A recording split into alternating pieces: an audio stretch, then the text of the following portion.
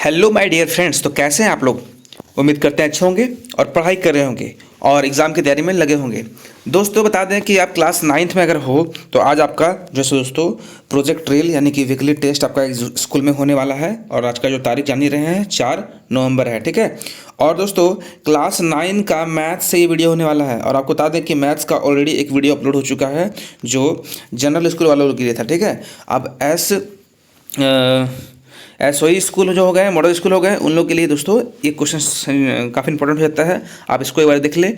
और आप लोगों ने अगर उस वीडियो को भी देख लिया है तो कोई दिक्कत नहीं है, कॉन्सेप्ट वही है, क्वेश्चंस वही है, बस थोड़ा थोड़ा सा आपको डिफरेंसेस मिलेगा, ठीक है। हो सकता है कि उसमें दूसरा क्वेश्चन रहता है और इसमें दूसरा क्वेश्चन रहता है तो वो डिफरेंस मिलेगा। तो उसके लिए आप लोग चिंता ना करें, ठीक है। अगर आप एसओई स्कूल से हो तो आप इस वीडियो को जरूर देखना। चलिए देर न करते शुरू करते हैं। और दोस्तों अगर चैनल पर नए आए चैनल को सब्सक्राइब कर देगा, वीडियो को लाइक कर देगा और कमेंट कीजिएगा अपना प्यारा सा कि आप झारखंड के किस जिले से देख रहे हैं, हम आपका रिप्लाई करेंगे। चलिए दोस्तों आप सभी को अगेन वेलकम। आइए क्वेश्चन की ओर हम लोग चलते हैं।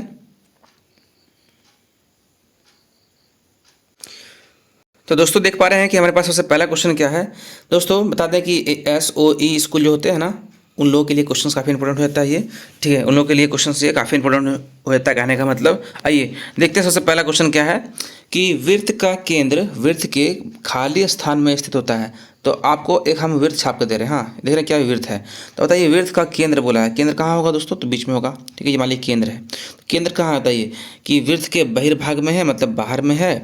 कहीं बाहर में आपको दिख रहा है क्या, नहीं दिख रहा है। और केंद्र कहाँ दिख रहा है, तो अभ्यंतर यानी अंदर में दिख रहा है। तो वृत्त का केंद्र कहाँ है, अंदर में है ना, अंदर में दिख रहा है आप लोगों को। तो आप बताइए कि वृत्त का केंद्र जो है सो खाली स्थान कहाँ स्थित होगा। तो एकदम जाहिर सी बात है कि अभ्यंतर यानी कि बी। अगर इंग्लिश में पढ़ते हैं तो इंटीरियर। तो सेंटर ऑफ द जो सर्कल होता है कहाँ पे लोकेटेड होगा, तो इंटीरियर पार्ट में यानी कि अभ्यंतर पार्ट में। इसीलिए इसका आंसर क्या हो जाएगा, बी हो जाएगा। आइए देखते हैं क्वेश्चन हमारा 2 क्या है। आइए देखते हैं क्वेश्चन हमारा 2 क्या है। देख रहे हैं क्या कि एक बिंदु जिसकी दूरी वृत्त के केंद्र से अधिक हो और वृत्त के खाली स्थान में स्थित होता है, तो वो क्या होता रहा है, बहिर्भाग में कि अभ्यंतर में। इंग्लिश में पढ़ते हैं तो क्या लिखा है, देखिए a point whose distance from the circle is greater than the radius is, है ना, लोकेटेड इन। तो खाली स्थान मतलब फिल इन द ब्लैंक्स और द ऑफ द सर्कल। तो आपको समझना है कि ये एक सर्कल है। थोड़ा सा हम पेज को साफ कर लेते हैं। देख रहे हैं ये आपका सर्कल है। तो यहाँ पे बोला जा रहा है कि एक पॉइंट है जिसका डिस्टेंस क्या है ना, सर्कल का जो है सो रेडियस से ग्रेटर है। मान लीजिए देखिए ये होता है त्रिज्या से ये बड़ा हो गया, ठीक है। तो ये एक तरह का व्यास के बारे में बात कर रहा है। तो बताइए व्यास कहाँ होगा, बहिर्भाग में या अभ्यंतर में। तो ये भी तो अभ्यंतर मतलब अंदर में ना है, सर्कल के अंदर है कि बाहर है, अंदर है। तो अंदर को भी क्या लिखेंगे यहाँ पे दोस्तों, अभ्यंतर लिखेंगे। इसका आंसर क्या हो जाएगा, ऑप्शन नंबर बी करेक्ट कर लें, ठीक है, इंटीरियर में हो जाएगा। चलिए देखते हैं हमारा नेक्स्ट क्वेश्चन क्या है। दोस्तों देख रहे हैं कि क्या लिखा हुआ है हमारा क्वेश्चन नेक्स्ट कि वृत्त की सबसे बड़ी जीवा वृत्त का खाली स्थान होता है। तो आप बताएं कि वृत्त का सबसे बड़ी जीवा है ना, तो वृत्त का क्या होता है आपको पता है। जैसे मान लीजिए कि ये हो गया सर्कल, ठीक है।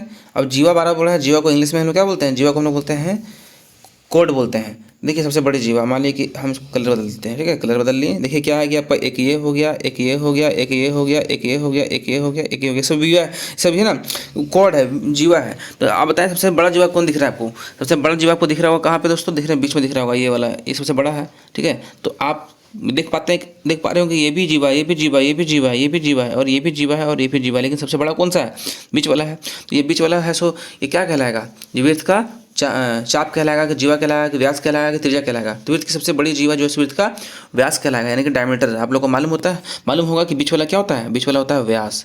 क्या होता है दोस्तों, व्यास मतलब diameter. Option number C correct कर लें, ठीक है। सबसे बड़ी जीवा आप वैसे भी याद रख लें कि वृत्त की सबसे बड़ी जीवा वृत्त का व्यास होता है, ठीक है। चलिए देखते हैं हमारा नेक्स्ट क्वेश्चन क्या है।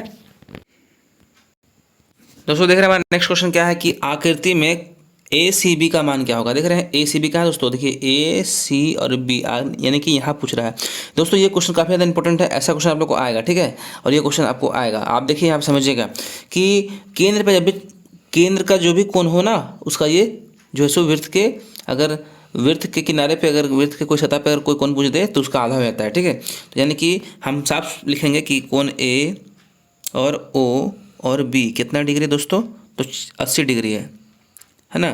तो आपका ए सी भी पूछा है ना, तो कोण ए और सी और बी क्या होगा, तो 80 का आधा हो जाएगा, आधा मतलब भागा 2 कर दीजिए, कितना आएगा 40 डिग्री। तो आप देख रहे हैं कि 40 कहाँ है, ऑप्शन नंबर बी में 40 है ना, यानी कि आपका आंसर क्या हो जाएगा 40।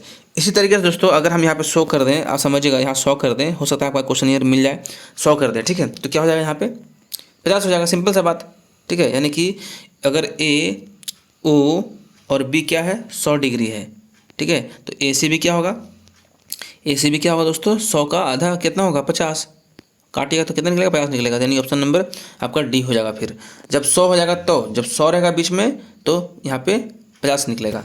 एक बार फिर से सुन लें आप लोग, अगर यहाँ 100 रहता है, यहाँ 100 रहेगा तो यहाँ क्या निकलेगा 50 निकलेगा, है ना। अगर यहाँ पे 40 है तो यहाँ निकलेगा कितना 20, अगर यहाँ पे 80 है क्या निकलेगा यहाँ पे 40, मतलब हमेशा आधा हो जाएगा। चलिए समझ में आ गया होगा। और इसी के विपरीत अगर आपका, इसी के विपरीत अगर यहाँ दे देगा मान लो 50, यहाँ क्या दे दिया 50, अब बोले केंद्र पे निकाले ओ का मान क्या होगा, ए ओ बी का मान क्या होगा, तो उसका आधा 25 हो जाएगा, सिंपल सा बात है ना। ये आपका 1 मिनट सॉरी, यहाँ डबल हो जाएगा, यहाँ क्या हो जाएगा डबल हो जाएगा, मतलब केंद्र पर डबल होता है, केंद्र पर 100 हो जाएगा और किनारे पे आधा हो जाएगा 50 हो जाएगा, ठीक है, इसका विपरीत हो जाता है। चलिए देखते हैं अगला क्वेश्चन क्या है। देखिए दोस्तों वैसा ही क्वेश्चन आ गया, ठीक है। यहाँ लिखा हुआ है क्या कि in figure value of x is, यानी कि जो है आकृति में एक्स का मान क्या होगा, यानी एक्स कहाँ है केंद्र में है, तो देख रहे हैं आपका कि बी ए सी, कोण बी ए और सी कितना 40 डिग्री है, ठीक है। तो आपका क्या हो जाएगा बी ओ सी, क्या हो जाएगा बी ओ सी आपका ओ है, तो आपको बताए थे कि डबल हो जाएगा, यानी कि 2 गुना 40 कर दीजिए, ठीक है, तो क्या हो जाएगा 80 हो जाएगा, ठीक है, यानी कि आपको यहाँ पे 80 निकल जाएगा, ठीक है। तो आपका 80 का मान कहाँ है, ऑप्शन नंबर सी में, देख रहे हैं, तो सी करेक्ट कर लें। मतलब केंद्र पे बोलेगा तो वो है सतह का डबल हो जाएगा, यानी कि किनारे का जो मान है कोण उसका ये डबल हो जाएगा, ठीक है। 40 है तो सिंपल सा बात 80 हो जाएगा, तो आपका आंसर सी करेक्ट कर लें। आपको ऐसे क्वेश्चन देखने को मिलेंगे। चलिए चलते हैं हमारा नेक्स्ट क्वेश्चन की ओर। अब दोस्तों हमारा नेक्स्ट क्वेश्चन देख रहे हैं, क्या है कि वृत्त का व्यास होता है, आपको पता है व्यास मतलब डायमीटर, वृत्त का व्यास क्या होता है, तो त्रिज्या का डबल, त्रिज्या का क्या होता है डबल, ये होता है ना 2 गुना त्रिज्या, तो 2 त्रिज्या मतलब व्यास हो जाएगा। तो देखिए आपको 2 त्रिज्या जहाँ मिलेगा वही आंसर हो जाएगा, ऑप्शन आपको दिखाते हैं। हाँ कि आपके पास 4 ऑप्शन आ गया है, अब ये चारों ऑप्शन बताइए कि आपका कौन सही होगा, देख रहे हैं। तो यहाँ पे लिखा हुआ है क्या, यहाँ लिखा हुआ है ना 2 गुना त्रिज्या, त्रिज्या लिख दिया है, और त्रिज्या बटा 2 और 3 गुना त्रिज्या और इनमें से कोई नहीं, तो क्या हो जाएगा, तो त्रिज्या बटा 2, ये तो ये व्यास का फॉर्मूला है, डी इक्वल टू क्या होता है r/2 है ना, तो r इक्वल टू क्या होता है d/2 और d इक्वल टू 2r होता है ना, 2r मतलब त्रिज्या, देखिए यहाँ पे 2 रेडियस है ये, इसका ऑप्शन नंबर क्या हो जाएगा ए हो जाएगा आपका, इसका ए करेक्ट कर लें, ठीक है। चलिए चलते हैं नेक्स्ट क्वेश्चन की ओर। हमारे दोस्तों नेक्स्ट क्वेश्चन देख रहे हैं क्या कि चक्रीय चतुर्भुज ABCD में कोण A प्लस कोण C बराबर होता है किसका। देखिए आपका पहले हम लोग लेते हैं चतुर्भुज, ठीक है, अब इसके अंदर लेंगे चक्रीय चतुर्भुज, चक्रीय चतुर्भुज में एक चक्र ले लेंगे, मतलब एक सर्किल ले लेंगे, ठीक है। थोड़ा सा आपका देख रहे हैं ये ऐसे हो रहेगा, ये ऐसे रहेगा, 1 मिनट, थोड़ा सा दिक्कत होता है दोस्तों, ये हाँ अब ठीक है, देख रहे हैं ऐसा रहेगा, और ये इधर से चिपका हुआ रहेगा, ठीक है, इसको आप लोग चिपका लें ऐसे करके, थोड़ा सा मैं ऐसे ऐसे करते रहा मोटा, ठीक है, ऐसे हो जाएगा, थोड़ा समझिएगा, ठीक है, क्या बोलना चाह रहे हैं हमसे। थोड़ा सा स्क्रीन में बनाने में प्रॉब्लम होता है दोस्तों, वीडियो ये क्या नाम है पिक्चर, ये हो गया चक्र चतुर्भुज। तो मान लीजिए कि आपका है सो ये ए है, ठीक है, ये बी है और ये सी है और ये डी है, तो चक्र चतुर्भुज ABCD में A प्लस C किसके बराबर होगा, आपको पता है कि ये आपका 90 है, ये 90 है, ये 90 है और ये 90 है, तो A और C को जोड़ देंगे, है ना, तो कोण A भी 90 हो जाएगा और C भी 90 हो जाएगा, तो 90 कितना होता है 180, तो आपका 180 कहाँ हो जाएगा, ऑप्शन नंबर सी करेक्ट कर लें, ऑप्शन नंबर सी करेक्ट कर लें, ठीक है, ये आपका सही हो जाएगा। आइए देखते हैं नेक्स्ट क्वेश्चन हम लोग क्या है, देख रहे हैं नेक्स्ट क्वेश्चन क्या है दोस्तों कि 7 सेंटीमीटर त्रिज्या के वृत्त का परिधि क्या होगा। आपको पता है वृत्त का परिधि क्या होता है, तो होता है 2πr, तो 2 लगा दें और पाई मतलब 22/7 और r लगा दें कितना 7/2। अब काटिए 2 कटेगा 2 खत्म कहानी, है ना, 7 कटेगा 7 से, तो इसका आंसर क्या रहा दोस्तों, इसका आंसर आपका है 22। देख रहे हैं 22 कोई बचा ही नहीं है ना, तो 22 बचेगा, तो 22 आपका आंसर कहाँ है, ऑप्शन नंबर ए। आप उसको सॉल्व करके देख लें। 7/2 सेंटीमीटर त्रिज्या वाले जो है सो वृत्त का परिधि क्या होगा, 22 सेंटीमीटर। ऑप्शन नंबर ए आपका दिख रहा है 22 है, बी सी और डी में क्या है आपका 21 है, डी में 21 है, सी में 14 है और बी में 44 है। तो ये 22 हो जाएगा इसका आंसर। ठीक है, इसका अपना आंसर क्या कर ले, ए कर ले। अब इसी के नीचे हम लोग देखते हैं नेक्स्ट क्वेश्चन क्या है दोस्तों। देखिए क्या बोला हुआ है कि समबाहु त्रिभुज का प्रत्येक कोण होता है कितना, आपको मालूम है। समबाहु त्रिभुज बोला हुआ है यानी कि सभी कोण जो है सो आपस में बराबर होते हैं, उसको सब बोलते हैं समबाहु त्रिभुज। इक्विवेलेंट ट्रायंगल जिसको बोल सकते हैं, या फिर इक्विलेटरल ट्रायंगल बोल सकते हैं। एक या त्रिभुज है, मान लीजिए एक त्रिभुज है, ठीक है। तो ये भुजा, ये भुजा और ये भुजा, जिसकी तीनों भुजा आपस में बराबर, उसको क्या बोलते हैं, समबाहु त्रिभुज बोलते हैं। तो समबाहु त्रिभुज में तीनों भुजा आपस में बराबर मिलेंगे तो कितना होता है पता है, प्रत्येक कोण होता है बराबर। समबाहु त्रिभुज का प्रत्येक कोण क्या होता है, बराबर होता है। अब खाली बराबर रखें यार, कोण पूछता है ना, तो कोण होता है कोण बराबर 60 डिग्री, 60 डिग्री और 60 डिग्री, यानी कि कुल मिलाकर के 180 डिग्री होता है जुड़ करके। तो आप देख लें इसमें क्या दिख रहा है, वही हो जाएगा। तो प्रत्येक कोण बोल रहा है ना, समबाहु त्रिभुज का प्रत्येक कोण क्या होते हैं, 60 डिग्री के होते हैं। यानी कोण बोल दिया तो कोण क्या हो जाएगा, 60 डिग्री। अभी आपको दिखाएं हम यहाँ पे क्या हो जाएगा दोस्तों, ये दिख रहा है प्रत्येक कोण कितना है, तो 60 डिग्री हो जाएगा। ठीक है, तो यहाँ पे आप ऑप्शन देख रहे हैं क्या ऑप्शन क्या क्या है, 30 डिग्री, 70 डिग्री, 60 डिग्री और आपका है सो 90 डिग्री। तब दिख रहा है ऑप्शन नंबर आपका जो सो सी में 60 डिग्री दिख रहा है। इसका आंसर आप लोग सी कर लें। आइए देखते हैं नेक्स्ट क्वेश्चन क्या है। हमारा नेक्स्ट क्वेश्चन दोस्तों दिख रहे हैं क्या है कि आकृति में कोण ए बी सी 69 डिग्री है, देख रहे हैं ए बी सी, ए से बी, बी से सी, कितना है 69 डिग्री। ठीक है, अब समझ में आपको आ गया। आगे देखिए क्या है कि ए सी बी, अब बोल रहा है ए सी बी कितना है दोस्तों 31 डिग्री। ठीक है, अब क्या पूछ रहा है कि बी डी सी निकाले, बी से डी और डी से सी आपको ये निकालने बोला है, यानी कि ये वाला मान कितना आएगा। तो चलिए उसको सॉल्व करते हैं। देखिएगा क्वेश्चन बढ़िया से देख पा रहे हैं आप, देख रहे हैं क्या दोस्तों क्या लिखा हुआ है कि ए बी सी एक त्रिभुज है ना, आपका ए बी सी क्या एक त्रिभुज है। तो ए बी सी में दोस्तों कितना 69 डिग्री लिख दिए, ए से बी, बी से सी में 69 डिग्री है, ये लिख लिए हम लोग। और फिर ए सी बी, ए और सी और बी कितना है 31 डिग्री। ठीक है, और बी ए सी, अब बी ए सी हम लोग दोस्तों ये ए को हम लोग यहाँ एक्स मान लेते हैं। ठीक है, ये आपको दिया नहीं था, तो बी ए सी को हम लोग एक्स मान लेते हैं। तो एक्स मान लिए। अब देखिए आपको पता है त्रिभुज के तीनों कोनों का योग कितना होता है 180 डिग्री। तो A B C, A C B और बी ए सी जोड़ करके 180 डिग्री आ गया। अब जो था जो दिया हुआ था लिख दिए। ठीक है, आपको देख रहे हैं आप क्या लिखा हुआ है, यहाँ लिखा हुआ है ए बी सी 69, ए सी बी 31 और बी ए सी एक्स। सबको अगर हम लोग सॉल्व करेंगे तो आपका एक्स का मान कितना आ जाएगा, देख रहे हैं, इसको जोड़िएगा फिर जोड़ करके इसको इस पार ले आइएगा तो कितना आ जाएगा, घट के 100 डिग्री आ जाएगा। ठीक है, 100 180 से 100 हो जाएगा तो कितना बचेगा, आप समझे नहीं इसका मतलब। देखिए क्या हो जाएगा, एक्स बराबर 180 इधर हो गया। ठीक है, और इन दोनों को जोड़ दीजिए कितना हो जाएगा, तो हो जाएगा 100 डिग्री। तो 180 से 100 गया कितना बचेगा 80 डिग्री।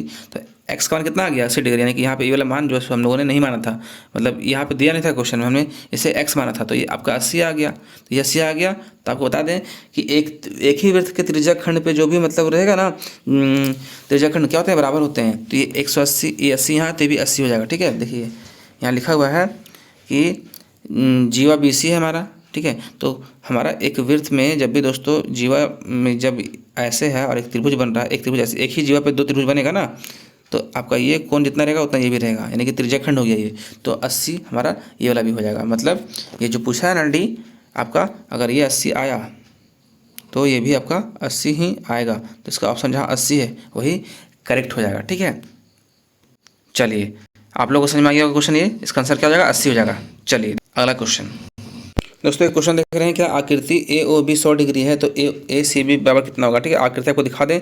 चलिए आकृति हम आपको यहाँ पे छाप कर देते हैं। ठीक है, देख रहे हैं ये आपका आकृति है। ठीक है, और यहाँ पे हम लोग एक ठो यहाँ पे इसका छाप देते हैं। देखिएगा, और आकृति ए ओ बी 100 डिग्री है। ठीक है, ए ओ बी देखिए ऐसे गया, ए ओ है और ये बी है, यानी कि ए और ओ और बी आपका जो है सो ये कितना है, ये आपका है सो 100 डिग्री है। ठीक है, तो आपका ए और सी भी पूछा है ना, तो आपको सी मान लिए। तो ए सी बी का मान कितना होगा आप बताएं। आपको पता है ना, अभी हमने क्या बताया था आपको, ये बीच में सी है यानी केंद्र में सी है, ये सी है। तो सी केंद्र पे क्या होता है, हमेशा डबल होता है ना। तो दोस्तों आइए इसका हम लोग आकृति देखते हैं क्या है। ये आकृति है। ठीक है, इसका ये आपका आकृति बना रहे हैं हम। ठीक है, तो यहाँ पे क्या हो गया, यहाँ बोल रहा है क्या ए ओ बी 100 डिग्री है। तो देखिए यहाँ से ए है और ये आपका ओ है और ये आपका बी है, यानी ए ओ और बी है ना, ये 100 डिग्री है। ठीक है। तो क्या बोल रहा है ए सी बी, यानी ए से सी, सी से बी, यानी आपका सी मान लिया यहाँ पे। तो सी का मान क्या होगा, तो हमने आपको बताया कि केंद्र पे अगर आपका 100 है तो आपका किनारे पे क्या हो जाएगा, किनारे पे हो जाएगा उसका आधा। ठीक है, यानी कि ए ओ और बी बराबर 100 डिग्री है, तो आपका क्या हो जाएगा दोस्तों, ए सी बी क्या हो जाएगा, 100 का आप आधा कर दिए, भागा 2 कर दिए, कितना आएगा, इसका आंसर आएगा 50। तो आपका देख रहे हैं आंसर कहाँ है, 50। आपका आंसर आपका 50 ए है, देख रहे हैं ऑप्शन नंबर ए में ही है, तो इसको ए राइट कर लें आप लोग। चलिए समझ में आ गया होगा, आगे बढ़ते हैं। तो दोस्तों देख रहे हैं क्वेश्चन क्या है कि आकृति में ए पी बी 40 है, देख रहे हैं ए से पी गया, पी से बी गया, तो यहाँ पे 40 बता रहा है। तो ए क्यू बी यानी ये मान क्या होगा, तो आपको पता है इसमें आपको चिंता वाली बात नहीं है। जब भी ऐसा क्वेश्चन रहेगा, अभी हमने पढ़ा था कि वृत्त के किनारे पे अगर जो भी कोण बनता है ना, यानी कि वृत्ताखंड का जो भी होता है पार्ट, वो क्या होता है, हमेशा बराबर होता है। यानी कि अगर ये 40 है तो ये भी 40 हो जाएगा। ठीक है, यानी एक ही जगह पर बने त्रिभुज होते हैं ना दोस्तों, खास करके वृत्त में क्या होते हैं, उसके वृत्तखंड वाले कोण बराबर होते हैं। तो ये जीवा हो गया ए बी जीवा हो गया। एक बार यहाँ पे कोण बन रहा है पी का, एक बार कोण बन रहा है यहाँ पे क्यू का। तो जो पी है सो क्यू होगा, तो पी कितना है, 40 है, तो क्यू भी 40 होगा। ठीक है, तो 40 का आंसर क्या है, देख रहे हैं ऑप्शन नंबर आपका कहाँ है, ऑप्शन नंबर सी है, तो सी करेक्ट कर लें। ठीक है, आइए चलते हैं नेक्स्ट क्वेश्चन की ओर। नेक्स्ट क्वेश्चन है क्या दोस्तों कि त्रिभुज के तीनों कोणों का योग होता है कितना 80 डिग्री, 180 डिग्री और 120 डिग्री और 360 डिग्री। आपको पता है कि त्रिभुज होता है कुछ ऐसा, और अभी हमने पढ़ा था कि ये 60 डिग्री होता है अंदर से, ये भी 60 डिग्री और ये भी 60 डिग्री। त्रिभुज के तीनों कोणों का योग होता है ना, 6 6 6 2 5 18, यानी कि 180 डिग्री। तीनों कोणों को जोड़ देंगे तो 180 आएगा। ऑप्शन नंबर बी करेक्ट कर लेंगे, ऑप्शन नंबर बी आपका राइट हो जाएगा। ठीक है, चलिए चलते हैं नेक्स्ट क्वेश्चन। दोस्तों देख रहे हैं हमारा नेक्स्ट क्वेश्चन क्या है, यहाँ पे आपने देखा कि क्या लिखा हुआ है, देख रहे हैं आप लोग कि एक मिनट रुकिएगा, 75 डिग्री, 90 डिग्री एवं 120 डिग्री कोण वाले चतुर्भुज के चौथे कोण का मान क्या होगा। दोस्तों चौथा कोण नहीं बोलेगा ना, लिख लीजिएगा कि माना चौथा कोण। ठीक है, वो कितना हो जाएगा, एक्स। ठीक है, एक्स हो जाएगा। तो हम लोग यहाँ पे चौथा कोण क्या कर लिए, एक्स मान लिया। अब यहाँ से बनाते हैं, हाँ थोड़ा सा दिक्कत है इसलिए यहाँ पे आप लोग समझिएगा। तो क्या हो जाएगा, पहला कोण लिखेंगे एक्स, दूसरा कोण लिखेंगे 75 जो दिया हुआ है, और तीसरा कोण लिखेंगे कितना 90, और चौथा कोण क्या लिखेंगे, थोड़ा कलर चेंज कर लेते हैं दोस्तों। चौथा कोण क्या लिखेंगे 120 बराबर कितना हो जाएगा 360। आपको पता है कि चतुर्भुज के चारों कोनों का कितना होता है, 360 होता है। अब जोड़ें तो 120 और 90 कितना हो गया, 210 और यहाँ पे कितना हो गया 210 और 75, 285 हो गया ना। एक मिनट क्या हो गया, फिर से जोड़िए, 0 0 और 5 5 हो गया, और 2 और 9 11 11 और 7 18 18 का साथ में 1, हाँ 285। तो x प्लस यहाँ पे क्या हो गया, x प्लस 285, यहाँ पे आपका 285 हो गया। पर चलिए x यहाँ लिख देते हैं, हाँ बराबर 360। अब कीजिए x यहीं रह जाएगा और 360 से घटा दीजिए कितना 285, तो कितना आएगा x का मान आता है, देखिए 0 से जाएगा 5, यानी कि 10 से जाएगा 5 बचेगा 5, और जाएगा यहाँ पे कितना, यहाँ हो जाएगा आपका 5 5 60 नहीं जाएगा तो 15 से जाएगा 8 हो जाएगा 7, यानी कि 75 डिग्री। तो इसका आंसर क्या होगा दोस्तों 75 डिग्री। ठीक है, आप इसका आंसर कितना कर लें 75 डिग्री, एक्स का मान यानी कि चौथा कोण का मान क्या हो जाएगा 75 डिग्री। नेक्स्ट क्वेश्चन दे रहे क्या दोस्तों कि अनुपात 3 है, 5 है, 9 और 13 के सभी कोणों का मान क्या होगा। आपको पता है कि जब भी क्वेश्चन अनुपात में रहता है तो क्या करते हैं मालूम, कि सबको क्या करते हैं हम लोग एक्स में लिखते हैं। ठीक है, 3 को 3x लिखिए, और 5 को क्या लिखेंगे 5x लिखेंगे, 9 को क्या लिखेंगे 9x लिखेंगे, और 13 को लिखेंगे 13x। और चतुर्भुज बोला है ना यहाँ पे सभी कोणों का मान क्या होगा, यानी 4 भुजा चतुर्भुज हो जाएगा। तो यानी कि 360 डिग्री कर लीजिए आप लोग। आप कीजिए 5 3 8 8 8 16 17 17 और इधर 13 कितना हो जाएगा 30 हो जाएगा ना। तो 30x हो गया इधर, 30x बराबर कितना हो गया आपका, बराबर है बराबर, ठीक है बराबर 1 मिनट, 30x बराबर 360 डिग्री। तो x बराबर कितना हो जाएगा 360/30। तो देखिए 0 काटेंगे तो यानी कि 3 का बड़ा कटिए, 3 यानी कि 12, x का मान जो आ गया आपका 12 डिग्री। आप ये देखिएगा कि यहाँ पे कितना है 3x है, देख रहे हैं पहला अनुपात 3 है, तो 3x 3 गुना 12 कर दीजिए, कितना आएगा 36। ठीक है, यहाँ बोला सभी कोणों का मान निकालिए, तो पहला कोण का मान आ गया 36, दूसरा कोण कर रहे हैं 5x, तो 5x का क्या होगा, तो 5 गुना 12, 5 गुना 12 क्या हो जाएगा 60। ठीक है। अब देख रहे हैं अगला क्वेश्चन क्या है, अगला क्या है, 9 है, 9x, यानी कि 9 को करेंगे 9x, क्या हो जाएगा दोस्तों, 9 गुना 12, तो 12 9 108 डिग्री। अगला क्या है दोस्तों, 13x, यानी कि 13 को 13x करेंगे, 13 गुना क्या हो जाएगा 12, तो 13 गुना 12 दोस्तों कमेंट आप करें, ठीक है। 13 गुना 12 का आंसर क्या आएगा, चौथा कोण का मान क्या आएगा, ठीक है। इसका आप लोग कमेंट में आंसर दें। तो चलिए आपको यहाँ तक हमको लगता है समझ में आ गया होगा। आइए देखते हैं आगे।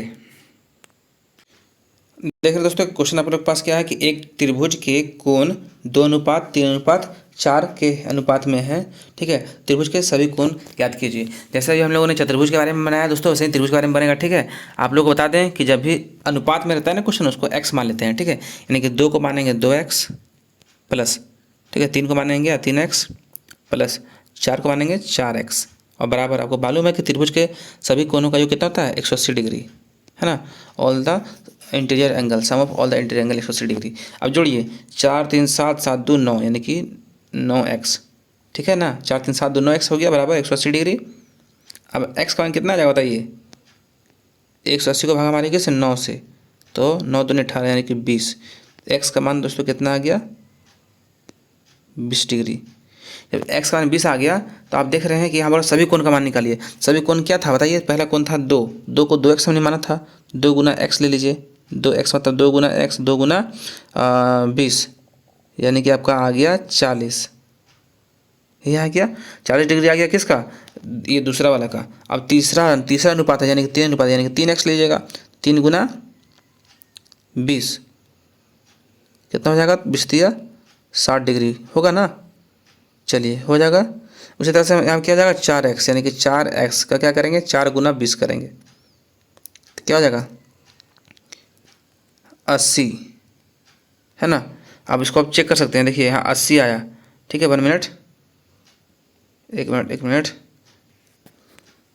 यहाँ पे देख रहे हैं 80 आया, है ना। तो आप सबको जोड़ लीजिए, 80 जोड़िए, 60 जोड़िए और 40 जोड़िए। अगर आपका 180 आ जा रहा है तो करेक्ट है। देखिए 80 और 60 कितना जाएगा, 60 60 120 और 20 40, 140 हो गया, या 40 180 हो गया ना। तो 180 आ रहा है, यानी कि हमारा जो 1 मिनट, हमारा 80 आ रहा है सबको जोड़ करके, तो करेक्ट है, यानी कि 180 आ रहा है तो करेक्ट है।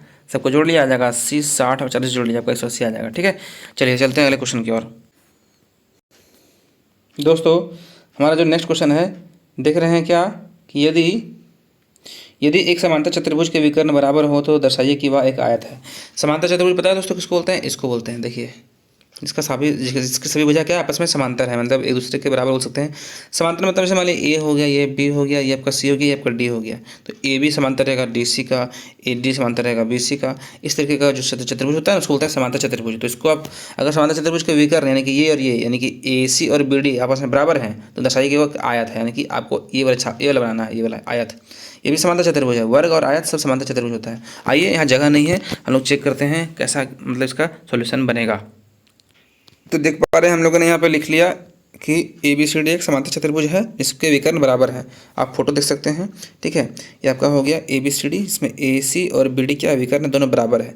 तो यहाँ क्या लिखा हुआ है कि यहाँ लिखा हुआ अर्थात ए सी बराबर है बी डी का, सिद्ध करना है क्या ए बी सी डी एक आयत है, ठीक है। तो प्रमाण आपका क्या है, देखिए कि ए बी सी और डी सी बी क्या है, दोनों त्रिभुज है। देखिए ए सी बी बोला है ना, ए बी सी बोला है ना, तो छोटा करते हैं। देखिए ए बी सी, तो ए से बी, बी से सी, एक ये त्रिभुज हो गया।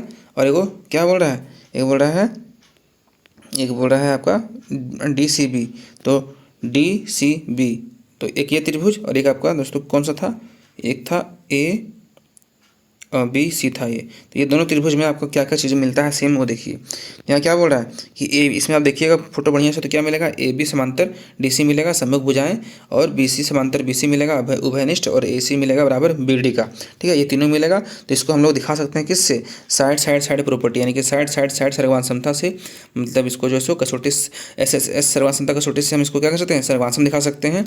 और त्रिभुज ए बी सी और D B C C P C D से बराबर हो जाएगा। इतना तो आप लोग कर लीजिएगा। और जब ये बराबर हो गया तो आगे हम लोग इतना और लिखना है कि परंतु ये तिर्यक रेखाएं बी सी और समांतर रेखाएं ए बी और डी सी बनाए गए एक ही और अंतःकोण है, इसीलिए ए बी सी और ए डी सी बी क्या हो जाएगा मिलाकर के 180 डिग्री। आप क्या कीजिएगा, ए बी सी और डी सी बी जो है सो दोनों क्या हो जाएगा, आधा हो जाएगा 80 180 का 90, यानी कि दोनों बराबर ना है, तो ये क्या हो जाएगा आपका 180 का 90 हो जाएगा। इसीलिए ABCD क्या है, आयत है, और आपका ABCD जो भी रहेगा सब 90 90 90 और 90 रहता है, कोना पे, इसीलिए ये आंसर आ रहा है 90। तो आप इसको एक बार क्या करें, एक बार पिक्चर को देखें, इसको लिख लेता समझ में आएगा, आप लिख लेता स्टेप बाय समझ में आएगा, ये फोटो देखें और ये सारा सोल्यूशन लिख लें। तो दोस्तों ये आपका जो है सो पूरा इसका आंसर है। तो उम्मीद करते हैं कि आप लोगों को समझ में आ गया हो दोस्तों, ये सब क्वेश्चन आप लोग का पूछने वाला है एग्जाम में आज। तो आप लोग जाइए बढ़िया से एग्जाम दे करके आइए, ऑल द बेस्ट सभी को। थोड़ा सा आप लोग ध्यान दीजिएगा, क्वेश्चन को थोड़ा सा आप लोग अपने अकॉर्डिंग समझने का प्रयास कीजिएगा, ठीक है। बाकी हम लोग मिलते हैं अगले वीडियो में, तब तक के लिए थैंक यू, और सब्सक्राइब करें चैनल को ताकि अगले आने वाले एग्जाम के लिए आपको वीडियो प्रॉपर टाइम पे मिल जाए। चलिए दोस्तों, welcome always and thank you.